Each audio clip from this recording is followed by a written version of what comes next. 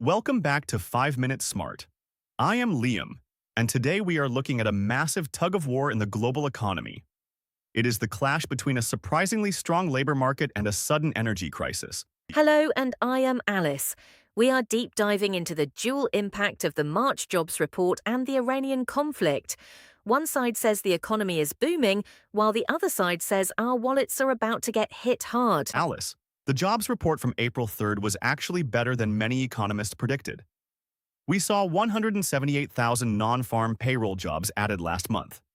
That is a sign of resilience, is it not? It certainly is.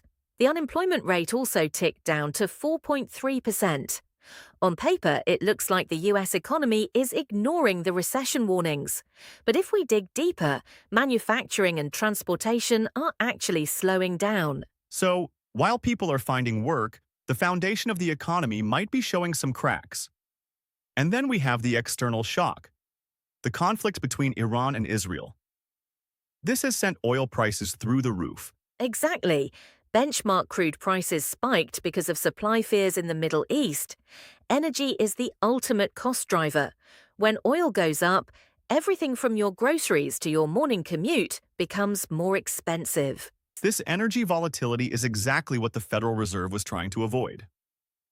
I heard Chicago Fed President Austin Goolsbee expressing some serious concerns over the weekend. He did.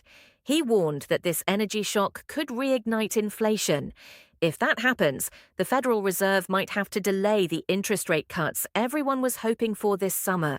That is the paradox, is it not? A strong labor market keeps the economy hot, which makes the Fed cautious. And high oil prices force them to keep interest rates high to fight inflation. It is a tough spot for borrowers. It is a classic stagflation risk. We have rising costs and potentially cooling growth. The market is recalibrating its expectations every single day as the geopolitical situation evolves. For regular people, this means higher gas prices at the pump and potentially higher monthly mortgage payments if those rate cuts never materialize.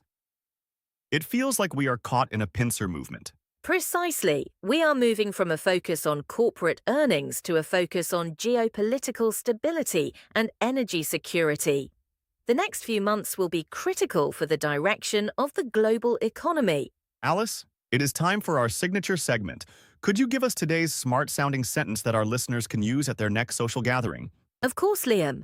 Today's sentence is, the crude oil supply side shock currently acts as a hawkish catalyst for the Federal Reserve. This means that high oil prices are forcing the Fed to keep interest rates high. I love that. A hawkish catalyst. It makes it sound like the oil prices are the ones actually making the decisions for the banks. Thank you for that perspective, Alice. It was my pleasure, Liam. Stay smart and watch the oil tickers this week. This was 5 Minutes Smart. For your daily dose of intelligence, please subscribe to our channel. And if you find our work valuable, consider supporting us on Ko-fi. Links are in the description. I am Liam, and we will see you tomorrow.